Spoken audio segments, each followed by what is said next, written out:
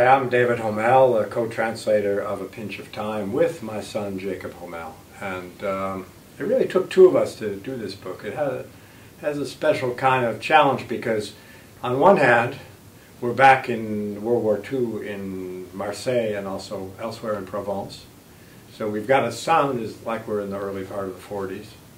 At the same time, the author Claude Tatillon is looking back from his position today as a man in today's world, with not exactly nostalgia in the soft focus way, but in a kind of, well, to happier days, to simpler days, let's say, not necessarily happier days. So we had to have two points of view running simultaneously, just the way the author does.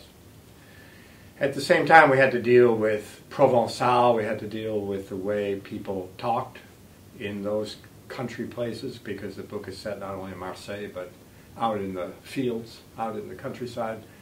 So there was a lot of local color, but we didn't want it to sound sort of like Peter Mayle, like, you know, aren't the locals charming, aren't the savages interesting? Because after all, the author is one of those people. So he's going to talk about his younger days during the German occupation in southern France, but not from the point of view, not from the Peter Mayle point of view, not from the tourist point of view, but from the point of view of someone who's part of that world. So we had to draw those strings together. We also had to work the kind of darkness-lightness thing together, which is another thing the author does. On one hand, things are actually going quite badly. The Germans have taken over southern France. There's guerrilla warfare. There's people being shot and imprisoned out of retribution by the Germans.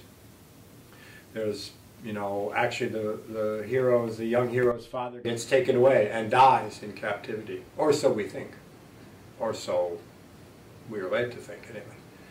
At the same time, there's lots of really quite nice little bits about the young hero and his cousin who are growing up, sitting out the war, if you like, waiting out the war in a little town called Moustier-Sainte-Marie, which you could actually go and visit. It hasn't changed much since the 40s in terms of the way the town looks. So it's this kind of sweet sorrow, dark light thing that we had to keep running, again simultaneously, just the way we had to keep running the 1940s and the present time. And you might want to, for example, if you ask me, well, what did you do about the local color? Well, there is this point where if you're playing pétanque or bocce ball, if you're Italian, and you get whitewashed, you lose, not only do you lose, but you don't score a single point. You have to baiser Fanny, which means to kiss Fanny. In this case, Fanny is actually a pair of buttocks, which are either sculpted out of clay or else made out of, well, any kind of form, cardboard. And the losing team has to kiss the clay or cardboard ass of this rather rotund woman as a way of acknowledging defeat. So I was quite happy with the way that Jacob, my son actually, and my co-translator and I managed to work that in. And what we wanted to do, we wanted to avoid footnotes. I hate footnotes. We both hate footnotes because they take the readers out of the story and take them into a little zone which tells you this is a translated book.